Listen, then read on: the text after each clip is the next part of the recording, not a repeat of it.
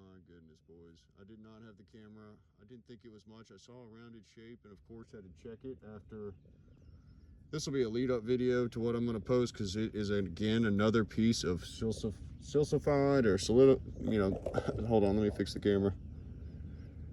It's a type of sandstone either way. It's very hard, and you can see all the abrasion marks on this thing where they scratched and, either had a design or something in it. And I cannot remember what this is. You even see almost like a shape, like it's set on top of a shaft or something. I want to say a boat stone maybe or something. It is absolutely gorgeous and a very rare piece. You can see that channel just carved all the way through it. That is not natural at all. And what a special sight. Wait till y'all get to look at what my buddy found. Oh my God, son. What the fuck? Holy shit. Oh my God. Is it a pipe? I don't know. You want me to wash it off? Dude, be careful, dude. Oh my God. Oh my God. Oh my. Oh my God. What? Oh What? my God. What, bro? Oh my What? God. Tell me. Dude. Come here. Dude, it's a dude sitting like this, bro. You can see his arms, his feet. His No, legs, I've seen that the whole time. You Bro, just now look, realized that? Look, it's a dude. Oh. It's a dude. Oh my Holy God. shit. Oh. All right, boys. The wait's over. You are looking at a very, very, very rare piece from the Mississippian period. All the tribes throughout the entire United States, I'm sure even into South America and some of the Aztec and Mayan believed in this woman, but this is the first woman on Earth, Gaia, Earth Mother, or the Corn Goddess. She is changing woman to the Navajo. She's white painted woman to the Apache. Here in Middle Tennessee, they call her Lady of the Cumberland. She represents the cycle of life, the 4 seasons, the 4 worlds, the 4 beings inside your body.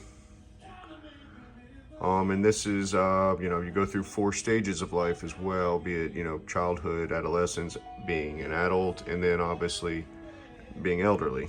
This is the elderly version. This is the old woman.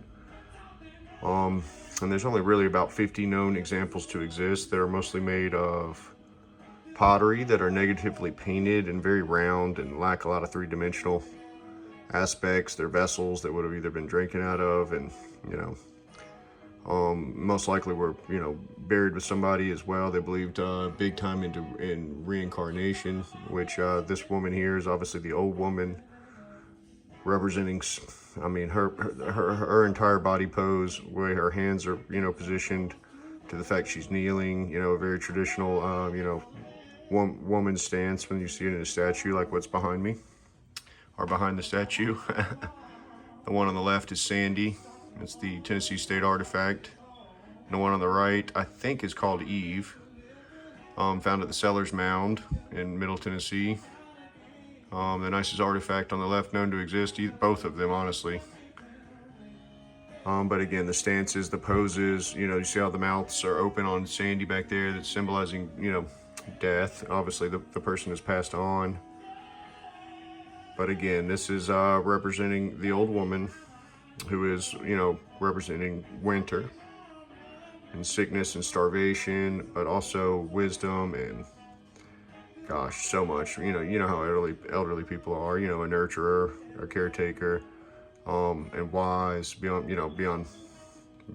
most people's comprehension, which is why even 50-year-old people buck what their parents say. But at the same time, yes, she would have been a spirit guide as well. Native Americans believe big time in reincarnation. So, gosh, if someone passed early or something like that, and maybe they were someone special, they would have buried this woman, with that loved one, so that, upon reaching the afterlife, that, they would be more apt to be reincarnated sooner. But again, as far as some of the symbolism on the piece, you can see she's got a butt crack, a ponytail.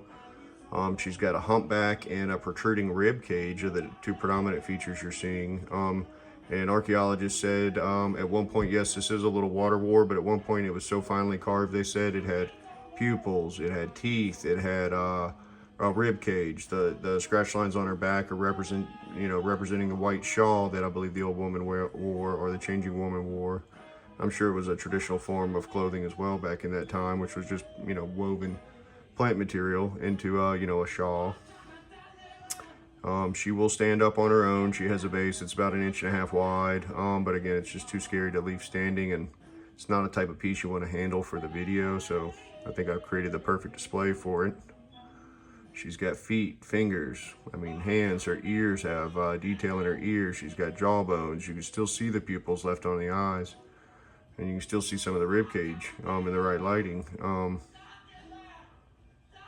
The joinery on her elbows, shoulders, biceps, the forearms, it's just flawless. A gorgeous, gorgeous piece of history. And again, it's shared, by most of the tribes across the entire United States. It's very big spiritual juju, very powerful piece. And to this day, I know the Navajo still, even if they do, ceremonial dances around a fire and things like that, they always have one dance, and dedicated to what is the changing woman. One ceremony at least they're dedicated. And they still believe in her to this day. It's kind of like a woman's rite of passage. It's big into, womanhood as well.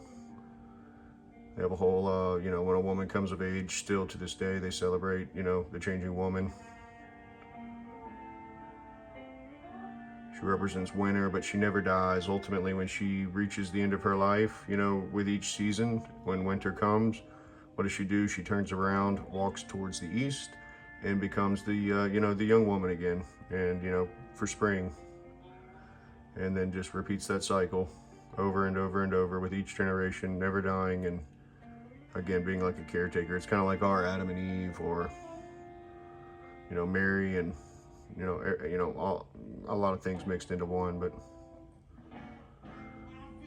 very, very cool. And if you want to find out some more about the four worlds, the changing woman, I would recommend going to watch Wally Brown on YouTube, and watch some of his, the four worlds video especially. It'll give you a greater understanding. But yeah, so he does traditional Navajo teachings, because even the Navajo, a lot of those traditions are dying even amongst their people, what some of those words truly meant. And but here she is. We call her Lou. Archaeologists call her here in Middle Tennessee, again, the Lady of the Cumberland. They're currently writing a book on. It's estimated to be about made around 1200 AD, which would make it about 800 years old, give or take 100 years. So 800 to 600 to 800 to 700 years old, easy, very easily.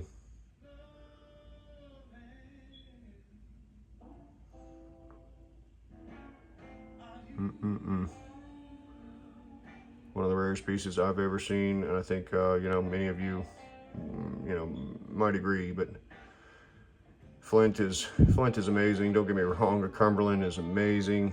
Gosh, it's thousands of years older, everything else, but it is just a rock. This is just a rock, but it's the spiritual nature behind the piece that is still celebrated to this day, and was believed for a very long time here in Middle Tennessee, and out west in Nevada and California and New Mexico, Colorado, you name it, up north, Iroquois, I'm sure. But just a very, very special piece, and I think you can see why it took me so long to kind of bring it to you guys. Many people had to take a peek at this and document it and everything else. We contacted, the best and brightest minds.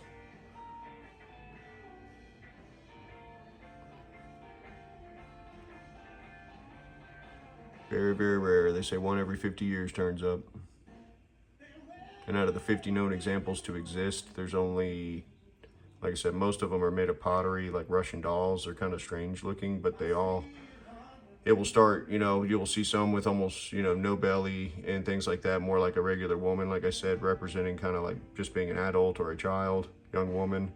and then she, you know, gains in a belly, which is like, you know, maturity and pregnancy and things like that. And then by the time she gets to the old woman, she's got the protruding rib cage. It's no longer a pregnancy thing, you know, and she's reached towards the end of her life, and she's got the humpback with the shawl and, you know, everything else. It's just, there's so much symbolism, you know, my words cannot even begin to describe. Archaeologists could do a lot better job, but even they would struggle with the true meaning of this piece.